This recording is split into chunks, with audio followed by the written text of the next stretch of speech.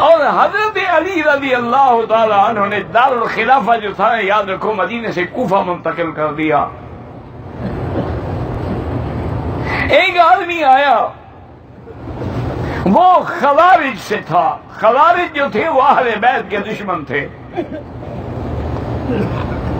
اس نے آ کے کہا بالکل یعنی جمعہ کے بعد مجمع ہے لوگ ہیں بھرے ہوئے ہیں.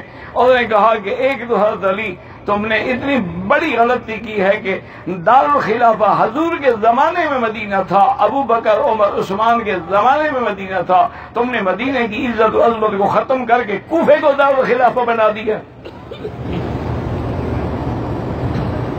آپ نے فرمایا تم نے سمجھا نہیں ہے. حضرت عثمان کی شہادت کے بعد میں ڈر گیا, میں نے مناسب سمجھا کہ دارالخلافہ بدل دیا جائے تاکہ آئندہ کوئی لڑائی مدینے میں نہ ہو, باہر جہاں ہوتی ہے ہوتی رہے. میں نے تو حرمت مدینہ کے پیش نظر دارالخلافہ تبدیل کیا. دوسری بات اس نے کی, اس نے کہا کہ حضرت علی حضور کے بعد حضرت ابو بکر کے زمانے میں بھی فتوحات ہوئی, ملک پہ ملک فتح ہوئے, اور حضرت عمر نے تو فتوحات کے جھنڈے گاڑ دیے کہ 22 لاکھ مربع میل پہ اسلام کا پرچم لہرا دیا. اور حضرت عثمان جیسا رحم دل اور نرم دل آدمی نے بھی 80 لاکھ مربع میل پہ اسلام کا پرچم لہرا دیا. اور جب سے آپ خلیفہ بنے ہیں تو ایک چھوٹی سی بستی بھی فتح نہیں ہوئی. اس نے حضرت علی رضی اللہ تعالیٰ عنہ کیونکہ خارجی تھا, وہ خوارج تو خوارج ہے. اسی لیے حضرت علی کی ایک بات یاد رکھیں, آپ نے فرمایا تھا سیہلک فی فئتان, میرے بارے میں دو جماعتیں گمراہ ہو جائیں گی, محب مفرط و مبغض مفرط. ایک وہ ہوں گے جو میری محبت میں بڑھ جائیں گے اور مجھے مولا علی مشکل کشا حاجت روا خدا بنا ڈالیں گے, وہ بھی ہلاک ہو جائیں گے. اور ایک وہ ہیں جو میری دشمنی میں بڑھ جائیں گے, مجھے مسلمان بھی نہیں سمجھیں گے, خوارج. یہ دونوں برباد ہو جائیں گے. بچنے والے صرف اہل سنت والجماعت ہوں گے جو مجھے علی بھی مانیں گے, رابع الخلفاء بھی مانیں گے, داماد نبی محمد مصطفیٰ بھی مانیں گے, اہل بیت کا سردار بھی مانیں گے, ابو الحسن والحسین بھی مانیں گے رضی اللہ عنہ. صرف وہی کامیاب ہوں گے. تو حضرت علی نے فرمایا کہ جب ابو بکر امیر تھا تو علی وزیر تھا, جب عمر امیر تھا تو علی وزیر تھا, جب عثمان امیر تھا تو علی وزیر تھا. اس لیے فتوحات ہوتی رہیں. جب میں امیر بن گیا, تمہارے جیسے وزیر بن گیا, تو فتوحات کہاں سے ہوں گی؟ اور اسی لیے خوارج نے باقاعدہ ایک مقام پہ بیٹھ کے خفیہ میٹنگ کی. انہوں نے کہا یہ 3 آدمی جب تک قتل نہ کر دیے جائیں اسلام کو ہم نہیں مٹا سکتے.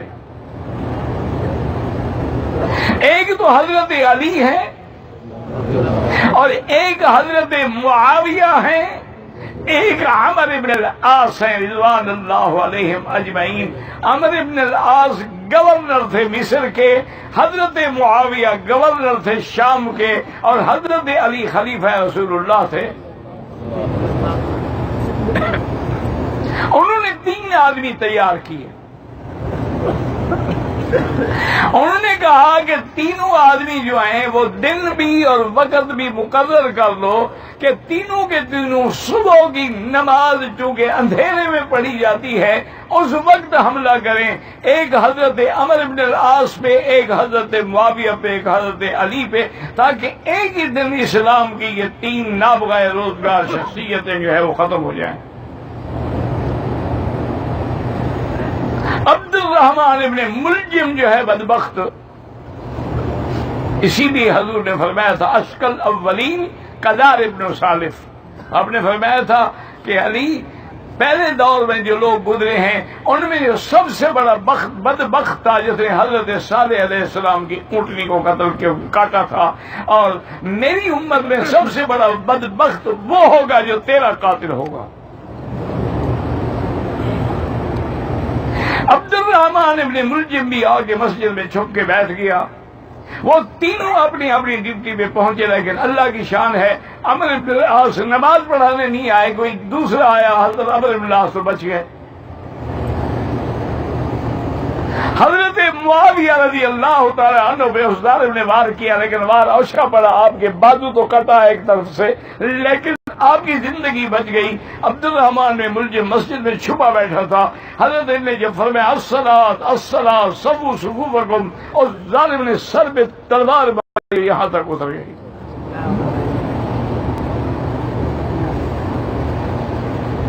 آپ نے اسی وقت بھی فرمایا فزت ورب الکعبہ, مجھے رب کعبہ کی قسم میں کامیاب ہو گیا. اور اس عبد الرحمن ابن ملجم نے کہا کہ میں نے 40 دن تک یہ تلوار زہر میں بجھائی ہوئی تھی تو اس سے انتقام لینے کے لیے. فرمایا صاحب میں تیرا فیصلہ جو ہے قیامت میں اللہ کے سامنے ہوگا. اور اسی عالم میں حضرت علی رضی اللہ تعالی عنہ نے جام شہادت نوش فرمایا. اسی لیے سیدنا علی رضی اللہ تعالی عنہ کی مزار مبارک جو ہے وہ بھی وہی بنی, بعض کہتے ہیں نجف اشرف میں بنی. تو اللہ کے راستے میں حضرت علی رضی اللہ تعالی عنہ شہید ہوئے, اور آپ کے بعد جو خلافت تھی وہ حضرت حسن رضی اللہ عنہ کو نصیب ہوئی. واللہ